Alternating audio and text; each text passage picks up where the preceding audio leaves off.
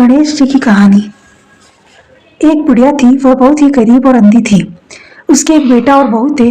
वह बुढ़िया सदैव गणेश जी की पूजा किया करती थी। एक दिन गणेश जी प्रकट होकर उस बुढ़िया से बोले, बुढ़िया माँ, तू जो चाहे सो मांग ले। बुढ़िया बोली, मुझे तो मांगना नहीं आता, कैसे और क्या मांगू। तब गणेश जी बोले, अपने बहू बेटे से पूछकर मांग ले। तब बुढ़िया ने अपने बेटे से कहा, गणेश जी कहते हैं तू कुछ मांग ले, बता मैं क्या मांगू। पुत्र ने कहा, माँ तू धन मांग ले। बहू से पूछा तो बहू ने कहा, नाती मांग ले। तब बुढ़िया ने सोचा कि ये तो अपने अपने मतलब की बात कह रहे हैं। अतः उस बुढ़िया ने पड़ोसियों से पूछा तो उन्होंने कहा, बुढ़िया तू तो थोड़े दिन जिएगी, क्यों धन मांगे, क्यों नाती मांगे। तू तो अपनी आंखों की रोशनी मांग ले, जिससे तेरी जिंदगी आराम से कट जाए। इस पर बुढ़िया बोली, यदि आप प्रसन्न हैं तो मुझे 9 करोड़ की माया दे, निरोगी काया दे, अमर सुहाग दे, आंखों की रोशनी दे, नाती दे, पोता दे और सब परिवार को सुख दे और अंत में मोक्ष दे। यह सुनकर गणेश जी बोले, बुढ़िया माँ, तूने तो हमें ठग दिया, फिर भी जो तूने मांगा है वचन के अनुसार सब तुझे मिलेगा। और यह कहकर गणेश जी अंतर्धान हो गए। उधर बुढ़िया माँ ने जो कुछ मांगा वो सब कुछ मिल गया है। हे गणेश जी महाराज, जैसे तुमने उस बुढ़िया माँ को सब कुछ दिया वैसे ही सबको देना। जय श्री गणेश। सूरज भगवान की कथा। सूरज भगवान रोज उठते और जग में प्रकाश देने चले जाते। एक दिन भगवान को लगा कि राणा दे सूखती चली जा रही है, तो राणा दे से पूछा कि तुम्हारे मन में क्या है। राणा दे बोली, मेरे मन में खीर खांड के भोजन की इच्छा है। भगवान बोले, मांगी भी तो क्या मांगा, ये तो हम रोज ही खाते हैं। राणा दे बोली, भगवान आप खीर खांड के भोजन जीमते हो, मैं तो खट्टी शराब जीमती हूँ। भगवान बोले, राणा दे तुम झूठ बोलते हो, एक जैसा भोजन मेरी माँ हमको देती है। राणा दे बोली, सुबह आप मेरी थाली लेना, मुझे आपकी थाली देना। दूसरे दिन जीमते समय भगवान ने पानी के गिलास को टक्कर देकर गिरा दिया। माताजी बोली, तुम मत उठो, मैं दूसरा गिलास भर देती हूँ। माताजी गए, इतने में भगवान ने थालियाँ बदल ली। राणा दे ने तो जल्दी ही खीर खान के भोजन कर लिए, पर सूरज भगवान को खट्टी राब भाई नहीं और थाली पर बैठे रहे। माताजी बोले, आज इतनी देर क्यों लगी। भगवान बोले, आज तो खीर खांड खट्टी लग रही है। माताजी बोले, राणा दे की थाली आपने क्यों ली। भगवान कहने लगे, माँ, अपने घर में आप 2 जन और मैं, जिसमें भी 2 बात, मैं नियम पालने वाला, और मेरे ही घर में ऐसा होता है तो दुनिया में क्या होता होगा। घर में सबका खाना एक जैसा बनाओ। वहाँ से वो कुमार के गए और बोले, 2 पेट की हांडी किस कुमार ने बनाई। रतन कुमार को लगा आज तो भगवान आए हैं। मांझी तो 1 टका देती थी, ये 2 टका देंगे। और कुमार बोला, मैंने बनाई। भगवान बोले, आज के बाद 2 पेट हांडी के बनाए तो तेरे सहस्त्र पेट कर दूंगा। कुमार बोला, मेरा तो 1 पेट भरना मुश्किल है, सहस्त्र हो गए तो क्या करूंगा, मैं अब 2 पेट की हांडी नहीं बनाऊंगा। इस तरह सूरज भगवान ने 2 बात मिटाई। जय हो सूरज भगवान। शीतला माता जी की कथा। एक बार एक राजा के इकलौते पुत्र को शीतला चेचक निकली। उसी के राज्य में एक कांची पुत्र को भी शीतला निकली हुई थी। कांची परिवार बहुत गरीब था, पर भगवती का उपासक था। वह धार्मिक दृष्टि से जरूरी समझे जाने वाले सभी नियमों को बीमारियों के दौरान भी भलीभांति निभाता। घर में साफ सफाई का विशेष ख्याल रखा जाता था। नियम से भगवती की पूजा होती थी। नमक खाने पर पाबंदी थी। सब्जी में ना तो छांक लगता था और ना कोई वस्तु भुनी तली जाती थी। गर्म वस्तु न वह स्वयं खाता, न शीतला वाले लड़के को देता था। ऐसा करने से उसका पुत्र शीघ्र ही ठीक हो गया। उधर जब से राजा के लड़के को शीतला का प्रकोप हुआ था, तब से उसने भगवती के मंडप में शतचंडी का पाठ शुरू करवा रखा था। रोज हवन व बलिदान होते थे। राजपुरोहित भी सदा भगवती के पूजन में निमग्न रहते। राजमहल में रोज कढ़ाई चढ़ती, विविध प्रकार के गर्म स्वादिष्ट भोजन बनते, सब्जी के साथ कई प्रकार के मांस भी पकते थे। इसका परिणाम यह होता कि उन लजीज भोजनों की गंध से राजकुमार का मन मचल उठता। वह भोजन के लिए जिद करता, एक तो राजपुत्र और दूसरे इकलौता, इस कारण उसकी अनुचित जिद भी पूरी कर दी जाती। इस पर शीतला का कोप घटने के बजाय बढ़ने लगा। शीतला के साथ साथ उसे बड़े बड़े फोड़े भी निकलने लगे, जिनमें खुजली व जलन अधिक होती थी। शीतला की शांति के लिए इस पर शीतला का कोप घटने के बजाय बढ़ने लगा। शीतला के साथ साथ उसे बड़े बड़े फोड़े भी निकलने लगे, जिनमें खुजली व जलन अधिक होती थी। शीतला की शांति के लिए राजा जितने भी उपाय करता, शीतला का प्रकोप उतना ही बढ़ता जाता, क्योंकि अज्ञानतावश राजा के यहाँ सभी कार्य उल्टे हो रहे थे। इससे राजा और अधिक परेशान हो उठा।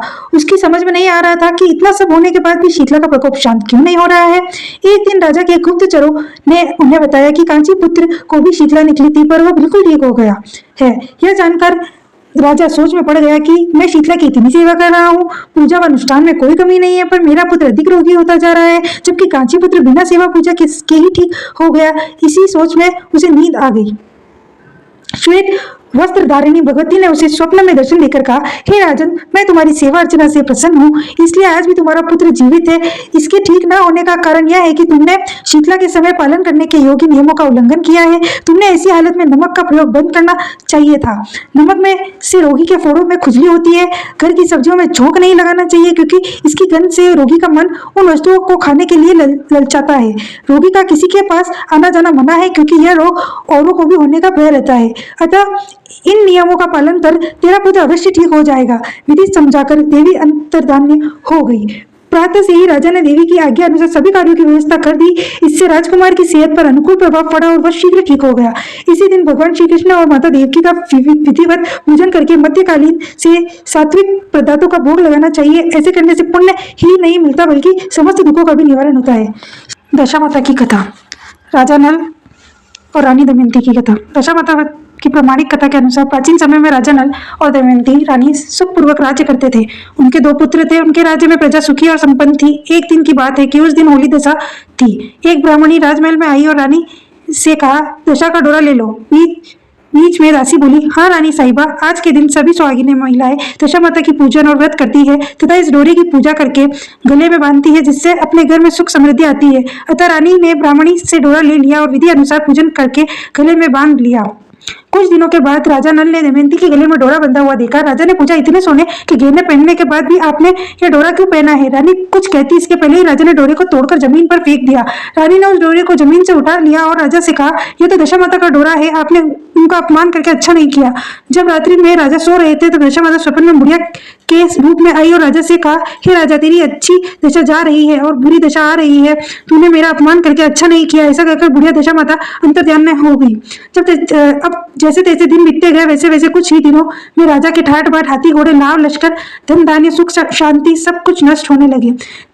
अब तो भूखे मरने का समय तक आ गया। एक दिन राजा ने दमयंती से कहा, तुम अपने दोनों बच्चों को लेकर अपने मायके चली जाओ। रानी ने कहा, मैं आपको छोड़कर नहीं जाऊंगी। जिस प्रकार आप रहेंगे उसी प्रकार मैं भी आपके साथ रहूंगी। तब राजा ने कहा, अपने देश को छोड़कर दूसरे देश में चले, वहां जो भी काम मिल जाएगा वही काम कर लेंगे। इस प्रकार नल दमयंती अपने देश को छोड़कर चल दिए। चलते चलते रास्ते में भील राजा का महल दिखाई दिया। वह राजा ने अपने दोनों बच्चों को अमानत के तौर पर छोड़ दिया। आगे चलकर तो रास्ते में राजा के मित्र का गांव आया। राजा ने रानी से कहा, चलो हमारे मित्र के घर चले। मित्र के घर पहुंचने पर उनका खूब आदर सत्कार हुआ और पकवान बनाकर भोजन कराया। मित्र ने अपने शयन कक्ष में सुलाया। उसी कमरे में मोर की आकृति की खूंटी पर मित्र की पत्नी का हीरो का जड़ा कीमती हार टंगा था। मध्य रात्रि में रानी की नींद खुली तो उन्होंने देखा कि वह बेजान खूंटी हार को निगल रही है। यह देखकर रानी ने तुरंत राजा को जगह का दिखाया और दोनों ने विचार किया कि सुबह होने पर मित्र के पूछने पर क्या जवाब देंगे, तो यहाँ से इसी समय चले जाना उचित होगा। राजा रानी दोनों रात्रि को ही वहां से चल दिए। सुबह होने पर मित्र की पत्नी ने खूंटी पर अपना हार देखा। हार वहां नहीं था। तब उसने अपने पति से कहा, तुम्हारा मित्र कैसे है जो मेरा हार चुराकर रात्रि में ही भाग गए हैं? मित्र ने अपनी पत्नी को समझाया कि मेरा मित्र कदापि ऐसा नहीं कर सकता, धीरज रखो, कृपया उसे चोर मत कहो। आगे चलने पर राजा नल की बहन का गाँव आया। राजा ने बहन को घर खबर पहुंचाई कि तुम्हारा भाई भौजाई आए हुए हैं। खबर देने वाले से बहन ने पूछा, उनके हाल चाल कैसे हैं? वह बोला, दोनों अकेले हैं, पैदल ही आए हैं तथा वे दुखी हाल में हैं। इतनी बात सुनकर बहन थाली में कांदा रोटी रखकर भैया भाभी से मिलने आई। राजा ने तो अपने हिस्से का खा लिया, परंतु रानी ने जमीन में गाड़ दिया। चलते चलते एक नदी मिली। राजा ने नदी में से मछलियां निकालकर रानी से कहा, तुम इन मछलियों को भूंजो, मैं गाँव में से परोसा लेकर आता हूँ। गांव का नगर सेठ सभी लोगों को भोजन करा रहा था। राजा गांव में गया और परोसा लेकर वहां से चला तो रास्ते में चील ने झपटा मारा और सारा भोजन नीचे गिर गया। राजा ने सोचा कि रानी विचार करेगी कि राजा तो भोजन करके आ गया और मेरे लिए कुछ भी नहीं लाए। उधर रानी मछलियां भूजने लगी तो दुर्भाग्य से सभी मछलियां जीवित होकर नदी में चली गई। रानी उदास होकर सोचने लगी कि राजा पूछेंगे और सोचेंगे कि सारी मछलियां खुद खा गई। तब राजा आए तो मन ही मन समझ गए और वहां से आगे चल दिए। चलते चलते रानी ने मायके का गाँव आया। राजा ने कहा, तुम अपने मायके चली जाओ, वहां दासी का कोई भी काम कर लेना, मैं इसी गांव में कहीं नौकर हो जाऊंगा। इस प्रकार रानी महल से दासी का काम करने लगी और राजा तेली के गाने पर काम करने लगा। दोनों को काम करते करते बहुत दिन हो गए। जब होली दशा का दिन आया तब सभी रानियों ने सिर धोकर स्नान किया। दासी ने भी स्नान किया। दासी ने रानियों का सिर गूंथा तो राजमाता ने कहा, मैं भी तेरा सिर गूंथ दूं। ऐसा कहकर राजमाता जब दासी का सिर गूंथ रही थी तब उन्होंने दासी के सिर में पद्म देखा। यह देखकर राजमाता की आंखें भर आई और उनकी आंखों से आंसू की बूंदें गिरी। आंसू जब दासी के पीठ पर गिरे तो दासी ने पूछा, आप क्यों रो रही हैं? राजमाता ने कहा, तेरी जैसी मेरी भी बेटी है जिसके सिर में पद्म था। तेरे सिर वे भी पद में है। यह देखकर मुझे उसकी याद आ गई। तब दासी ने कहा, मैं आपकी बेटी हूँ। दशा माता के कोप से मेरे बुरे दिन चल रहे हैं, इसलिए यहाँ चली आई। माता ने कहा, बेटी तूने यह बात हमसे क्यों छिपाई? दासी ने कहा, माँ मैं सब कुछ बता देती तो मेरे बुरे दिन नहीं कटते। आज मैं दशा माता का व्रत करूंगी तथा उनसे गलती की क्षमा याचना करूंगी। अब तो राजमाता ने बेटी से पूछा, हमारे जमाई राजा कहाँ है? बेटी बोली, वे इसी गांव में किसी तेली के घर काम कर रहे हैं। अब गांव में उनकी खोज कराई गई तो उन्होंने महल में लेकर आए। जमाई राजा को स्नान कराया, नए वस्त्र पहनाया, पकवान बनाकर उन्हें भोजन कराया गया। अब दशा माता के आशीर्वाद से राजा नल और दमयंती के अच्छे दिन लौट आए। कुछ दिन वही बिताने के बाद अपने राज्य जाने को कहा। दमयंती के पिता ने खूब सारा धन, लाभ, लश्कर, हाथी, घोड़े आदि देकर बेटी जमाई को विदा किया। रास्ते में वही जगह आई जहाँ रानी में मछलियां को भूना था और राजा के हाथ से चील ने झपटा मारने से भोजन जमीन पर गिर गया था। तब राजा ने कहा, तुमने सोचा होगा कि मैंने अकेले भोजन कर लिया होगा, परंतु चील ने झपटा मारकर गिरा दिया था। अब रानी ने कहा, आपने सोचा होगा कि मैंने मछलियां भूनकर अकेले खा ली होगी, परंतु वे जीवित तो होकर नदी में चली गई थी। चलते चलते अब राजा की बहन का गांव आया। राजा ने बहन के यहाँ खबर भेजी। खबर देने वाले से पूछा कि उनके हालचाल कैसे हैं। उसने बताया कि वो बहुत अच्छी दशा में है, उनके साथ हाथी, घोड़े, लाव, लश्कर है। यह सुनकर राजा की बहन मोतियों की थाल सजाकर लाई। तभी दमयंती ने धरती माता से प्रार्थना की और कहा, माँ आज मेरी अमानत मुझे वापस दे दो। यह कहकर उस जगह को खुदा जहाँ कांदा रोटी गाड़ दिया था। खोदने पर रोटी भी सोने की और कांदा चांदी का हो गया। ये दोनों चीजें बहन की थाली में डाल दी और आगे चलने की तैयारी करने लगे। वहां से चलकर राजा अपने मित्र के घर पहुंचे। मित्र ने कहा, उनके पहले के समान ही खूब आदर सत्कार और सम्मान किया। रात्रि विश्राम के लिए उन्हें उसी शयन कक्ष में सुलाया। मोड़ने वाली खूंटी के हार निकल जाने वाली बात से नींद नहीं आई। आधी रात के समय वही मोड़ने वाली खूंटी हार उगलने लगी तो राजा ने अपने मित्र को जगाया तथा रानी के मित्र की पत्नी को जगाकर दिखाया। आपका हार तो इसने निगल लिया था, आपने सोचा होगा कि हार हमने चुराए। दूसरे दिन प्रातःकाल नित्य कर्म से निपटकर वहां से वे चल दिए। वे भील राजा के यहाँ पहुंचे और अपने पुत्रों को मांगा तो भील राजा ने देने से मना कर दिया। गाँव के लोगों ने उन बच्चों को वापस दिलाया। नल दमयंती अपने बच्चों को लेकर अपनी राजधानी से निकट पहुंचे तो नगरवासियों ने लाव लश्कर के साथ उन्हें आता हुए देखा। तब सभी ने बहुत प्रसन्न होकर उनका स्वागत किया तथा गाजे बाजे के साथ उन्हें महल पहुंचाया। राजा का पहले जैसा ठाट बाट हो गया। राजा नल दमयंती पर दशा माता ने पहले कोप किया, ऐसा किसी पर मत करना, और बाद में जैसी कृपा करी वैसी सबको कहना। जय हो दशा माता। पतवारी माता जी की कथा। प्राचीन समय की बात है कि किसी गांव में एक बुढ़िया रहती थी। उसके 4 बेटे थे। बुढ़िया ने 4 ही भैंस पाल रखी थी। कार्तिक का महीना आने पर बुढ़िया ने अपनी चारों बहुओं को बुलाया और कहा कि मैं तो कार्तिक नहाने जा रही हूँ, तुम चारों एक एक भैंस रख लो, मैं 1 महीने में वापिस आऊंगी। चारों बहुओं में से सबसे छोटी बहू वो बुढ़िया की लाडली थी। बुढ़िया ने जाते जाते यह भी कहा कि मैं 1 महीने में जब वापिस आऊंगी तो देखूंगी कि किसने सबसे ज्यादा घी जोड़ा है। बुढ़िया की बातें सुन तीनों बड़ी बहुओं ने सोचा कि यही समय है बुढ़िया को बताने का कि छोटी को कुछ नहीं आता है। वह दही पिलोना नहीं जानती थी और ना ही उसे पता था कि घी कैसे बनाते हैं। उसकी जेठानियों ने भी जानबूझकर उसे कुछ नहीं बताया ताकि बुढ़िया वापस आने पर उसे डांट फटका कर सके।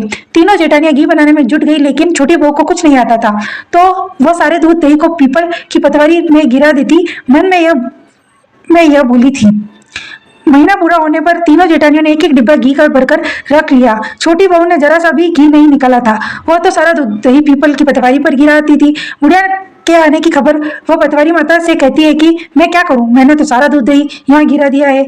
अब मेरी सासू माँ आकर घी के बारे में पूछेगी तो मैं क्या जवाब दूंगी। पतवारी माता कहती है कि तुम ये 4 कंकड़ ले जाओ, तुम ये 4 कंकड़ ले जाओ और 4 अलग अलग डिब्बों में रख देना, इससे चारों डिब्बों में घी भर जाएंगे। उसने ऐसा ही किया और उसके पास 4 डिब्बे घी हो गए।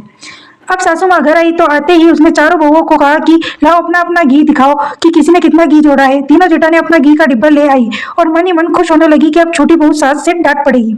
छोटी बहू आई तो साथ में 4 डिब्बे घी के ले आई। वह सब ये देखकर हैरान हुई कि इसे तो दही भिगोना भी नहीं आता था, तो यह घी कहाँ से बनाया इसने। वह कहने लगी कि जरूर इसके पति ने यह घी खरीदा है।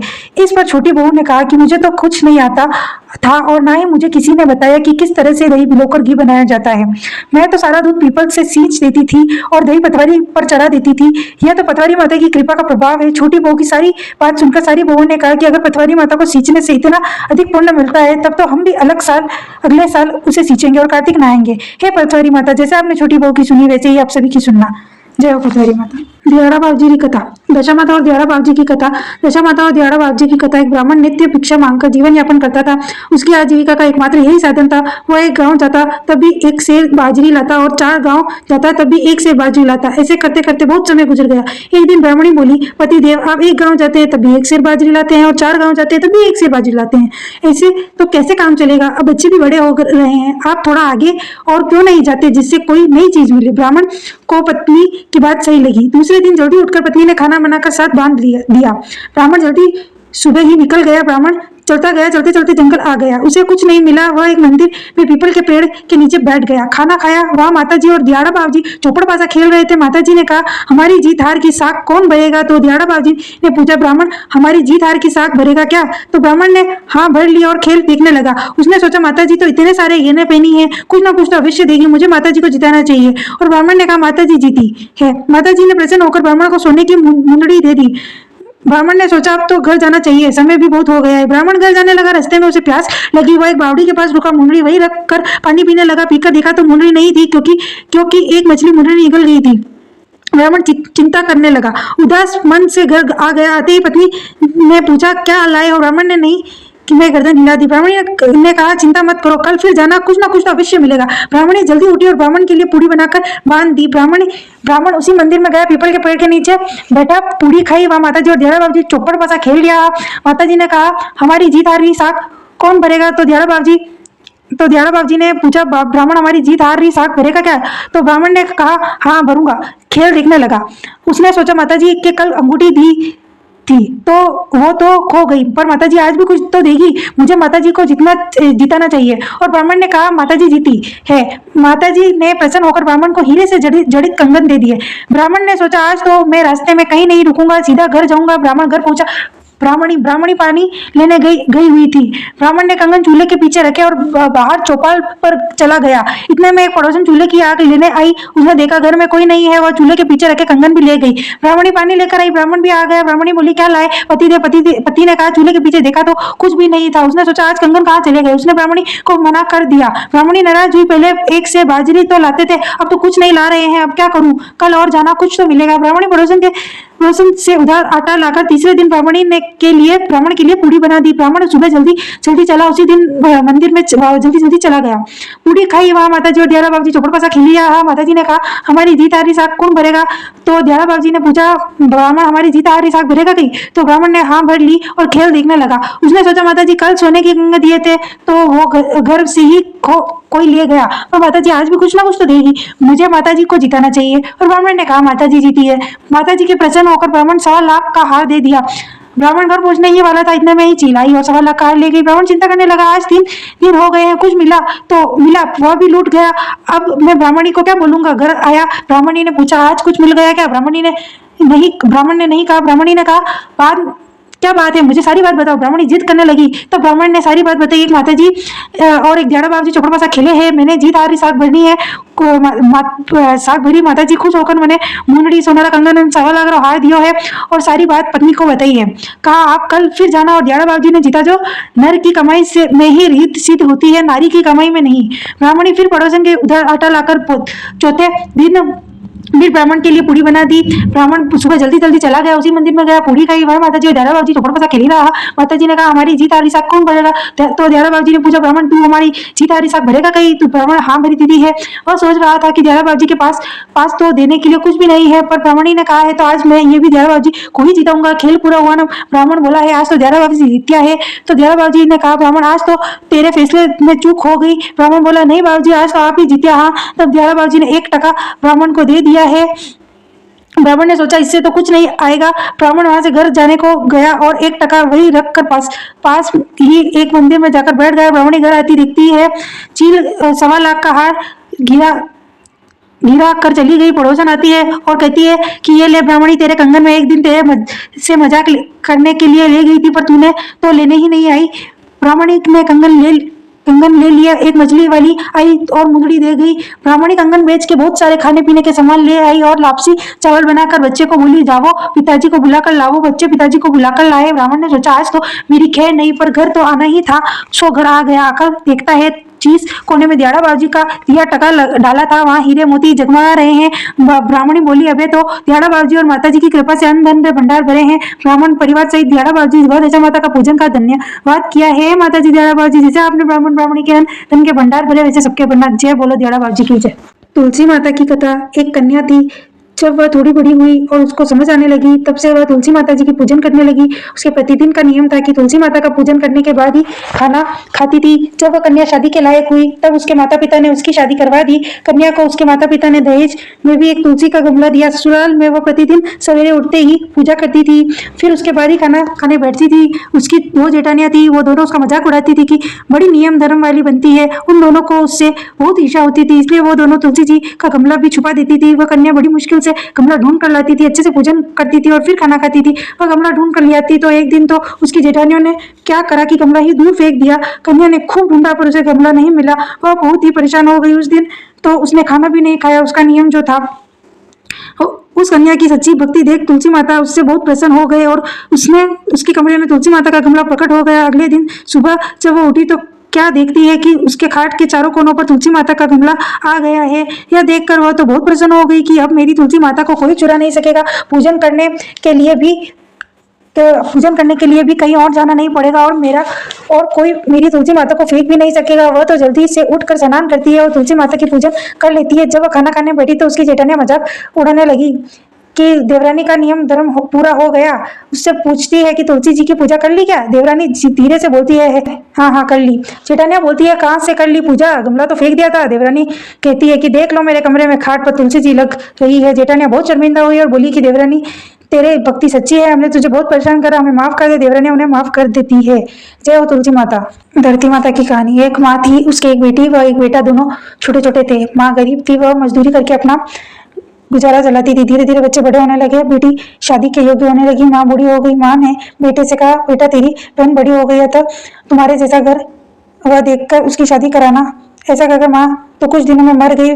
भाई गांव गांव घूमा, लेकिन बहन के योग्य कोई वर नहीं मिला। वह घूम घूम कर थक गया। बेटे बेटे उसने सोचा कि मैं ही इससे शादी कर लूं। ऐसा सोचकर वो चुनरी और सामान लाया। बहन ने कहा, यह सब सामान क्यों लाए हैं? भाई बोला, तेरी शादी है। मोहल्ले वालों ने बहन से कहा कि तुम्हारा भाई ही तुमसे शादी कर रहा है। बहन ने भाई से पूछा, मेरी शादी किससे कर रहे हो? भाई कुछ नहीं बोला तो बहन समझ गई। उसने एक लोटा लिया, चुनरी ली और चप्पल पहनकर जंगल में रवाना हुई। गाय के ग्वालों ने पूछा, वन में क्यों जा रही हो?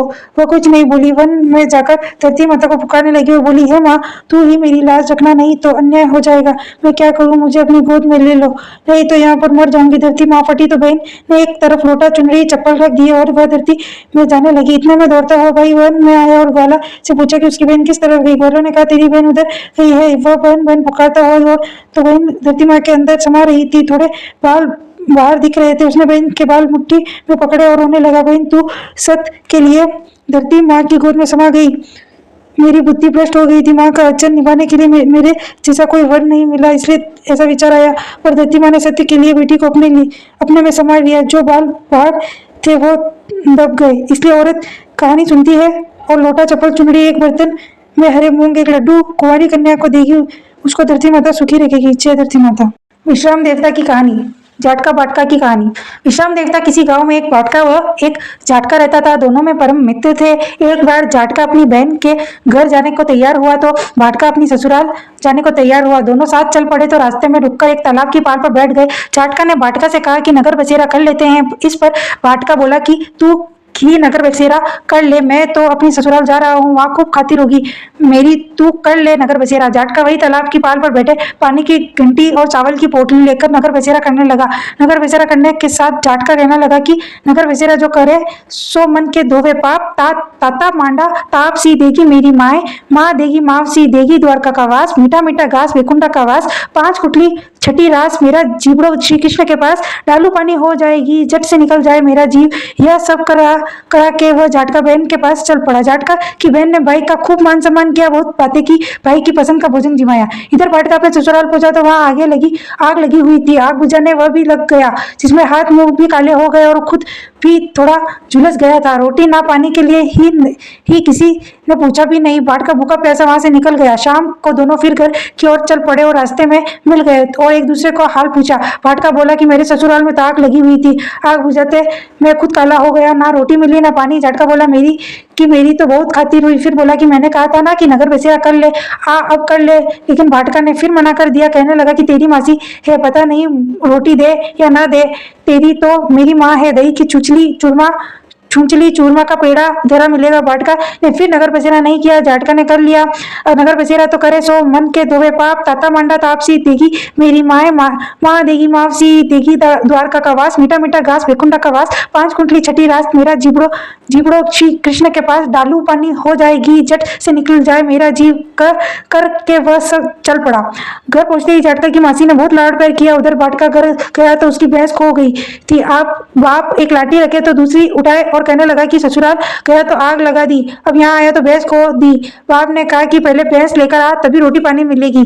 सारा दिन बाटका भैंसा ढूंढता रहा लेकिन उसे भैंस नहीं मिली। जाटका और बाटका फिर मिले। जाटका ने बाटका के हाल चाल पूछे तो बाटका बोला कि आते ही भैंस खो गई, अब बस उसी दिन से भैंस ढूंढ रहा हूँ। रोटियों का तो पूछो ही मत, पानी भी नहीं मिला। जाटका ने कहा कि मैंने तो कहा पहले भी कहा था कि नगर बसेरा कर ले। जाटका की बात सुन तो बाटका बोला कि तेरे नगर बसेरे में इतनी ताकत है तो अब चल कर ही लेते हैं। दोनों बैठकर नगर बसेरा किया। नगर बसेरा जो करे सो मत के धोवे पाप, ताता मांडा तापसी देगी मेरी माए माँ देगी मावसी, देगी द्वारका का वास, मीठा मीठा घास भेकुंडा का बास, 5 कुटली छठी रास मेरा जीवड़ो श्री कृष्ण के पास, डालू पानी हो जाएगी झट से निकल जाए मेरा जीव। दोनों के नगर बसेरा करने पर बाटका जैसे ही आगे बढ़ा तो उसकी खोई भैंस मिल गई जिसे लेकर घर पहुंचा। घर पहुंचते ही माँ ने कहा कि लड़के को आते ही घर से निकाल दिया, सारे दिन से ये भूखा प्यासा भटक रहा है। यह कहकर उसकी माँ ने उसको खूब खिलाया पिलाया। ससुराल से संदेशा आ गया कि उसकी ससुराल में बहुत आव भगत हुई। अपनी पत्नी को लेकर घर आ गया। बाटका प्रसन्न हो गया। बाटका ने सारे नगर में डंडा पिटवाया गया कि कार्तिक से में सब कोई अपने पियर या सासरे आते जाते नगर बसेरा करे। जैसे बाटका को नगर बसेरा करने का फल मिला वैसे ही फल कहानी सुनने वाले को भी मिले। जय विष्णु भगवान जी की। आड़ी वाड़ी सोनारी वाड़ी की कहानी।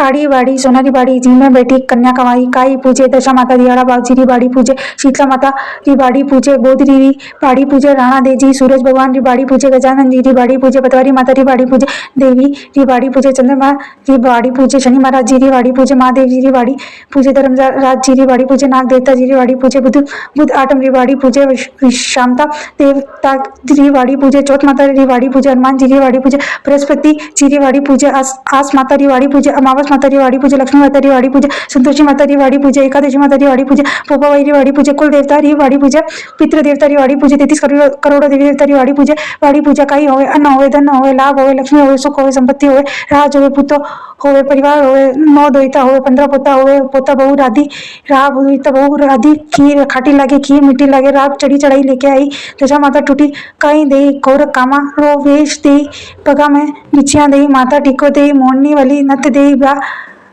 पर चुड़लो दे, फूल पर सेज दे, सास बहू री जोड़ दे, माँ बेटिया री जोड़ दे, नंदन बजारी जोड़ दे, देवरानी जेठानी री जोड़ दे, अमर सुहाग दे, पर मोतियारो थाल दे, पतवारी माता पतरी धरानी लाज राखे, हांकड़ो कर दीजिए, मांगलो बुलियो ने गेलो दीजिए, वसीरिया ने मेलो दीजिए, सायरा नीर कवर दीजिए, हांसलो ओढ़ो दीजिए, माल कर छोड़ी दीजिए, कान कुंवर सा भी दीजिए, राधा सी बोझाई दीजिए, आंधा ने आंख दीजिए, लूला ने पाँव दीजिए, बांझड़िया ने पूत दीजिए, भाई बहन जोड़ दीजिए, चांद बासी टूटिकाई दे, सासू जीरो बक्सो दे, ससुरा जीरो कमायो दे, सूरज देवता टूटिकाई दे, ईसन पे दे, पिसन दे, कलारा ढाकन दे, सोनारा कंगन दे, रमता दे, घूमता दे, हंसता दे, आंगन झोलिया जुड़ुलिया पूत दे, दही में रांधी दूध खाई, दूध में रांधी घी में खाई, सास परुसे बहू जी में, बहू परुसे सासू जी में, सासू खाट ले बहू पाट ले, सासुरी जोलिया सूत बहुरी जोलिया पुत्र, गजानन जी टूटे काई दे, गद्दी रो बेटनो दे, रोटिया रो कातनो दे, 2 कलसिया दूध रात दे, ऊपर बचको खांड दे, मांगिया बसुरी दे, तोरण रो हार दे, हार रो फूल दे,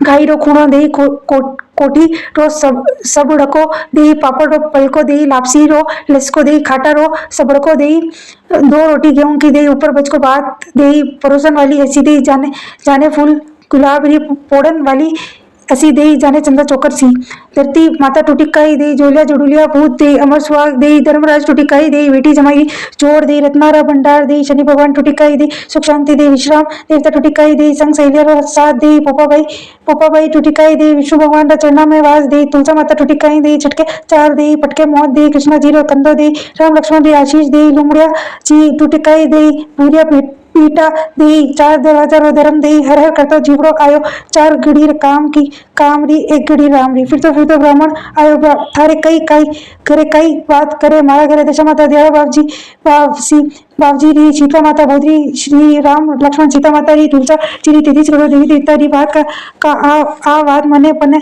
को आ बात थाने कटु केवा था, नावनी धोवानी चोको पोटला करो नी, मैं नावा धोवा चोकला पोटला करा, आ बात कटे केवे अमियारी डाल सावरियारी पाल के बेवतो धीरे के बेवती गंगा जल रे लोट के अन रे आके के चाल लुगाया बेटी बट के वे सास बहू की जोड़ के वे देवरानी जेठानी जोड़ के वे ननन भौजाई छोड़ के वे माँ बेटी रो जोड़ के वे ओड़सी पड़ोसी री जोड़ के वे कोई सुनवा संभलवा वालो ना वे तो अन रे आके चल के लाटे के वे जब पीपल में चढ़ावे दाना कबूतरे ने चुगावे आ बात के न इन काय करे आगे नगरी नूत नगरी री बन नहीं आवे तो 24 मन रा करे 24 मन रा बन नहीं आवे तो 12 मंडा करे 12 मंडा बन नहीं आवे तो 6 मंडा करे 6 मंडा बन नहीं आवे तो 3 मंडा करे 3 मंडा बन नहीं आवे तो 2 मंडा नहीं 2 मंडा बन नहीं आवे तो 6 ताकड़ी रा देवे 6 ताकड़ी रा बन नहीं आवे तो 11 शेर देवे 15 शेर का बन नहीं आवे 11 शेर का देवे 15 शेर का बनने आवे तो 12 महिला ले बाहर लाडू करे 6 शेर आटो ले 3 शेर गोल ले 3 शेर घी ले 6 महीना री बात ले 3 शेर आटो ले 2 शेर घी ले 6 लाडू करे एक रमता बालक ने देवे एक गाय राग वाला ने देवे एक तुलसी क्यारे मिले एक भाई री बहन ने देवे एक पानी री पनियारी ने देवे एक चाणा री चणियारी ने देवे एक बूढ़ी स्त्री ने देवे एक पीपल मेले एक सास री बहू ने देवे एक ननन भौजाई ने देवे एक पीर मेल देवे एक पीर मेले एक खाई ने एकासनो करे खाजे करम रो बाट जो धर्म रो आप माता आबे दे खाटी मोली छाछ दे गोणो हमारो गोबर दे कडिया हमरो वलोड दे स्त्री ने गरवास दे तपियो तापे कड़वो चाके थने थारी पति रो धर्म मने मारी बात रो धर्म तप तापे तपस्वी बात करे लेख सरी बोरड़ी थारो बार चढ़ा वसी मारो बार उतार सी नर रो कमायो नारी खायो जनो जमायो फल चाय नारी रो कमायो नर खाए जनो जमायो एवे जमारो एवे ही चाय चालो पोकर जात्रा चाला आगे नारू कर भरया पाचे नालू समुद्र भरिया समुद्र मगर मासरा राज करे कर में बेटा पोता देवता राज करे कोटी रो धन घटो मती समुद्र रो पानी सुतो मती चढ़ी चरकली हरियावन में रहती थी ठंडा पानी पीती थी जाई सूरज भगवान से कहती थी चड़कली आरे बीच मारे बीच चौका चुगजे कांकरा टाल दे भगवान रा दरबार में साची हाका भरजे साची वे तो विकुंठा वास चूटी वे तो नरक वास स्त्री खांडा बांटला धुला दाना भरत किदा वे तो आई करी मांडला धोना दाना बारा भरत किदा वे तो आई करी मांजे सखी सहेली हाक भरजे धर्म री हाक थारो विकुटा के वास आ बात कटे केवे दशा माता थने केवे सब रा करे केवे दादा रानी सुख पावे हुकारी फिरता बात पैरी लागे बोलो दशा माता दया बाबजी की जय हर हर महादेव।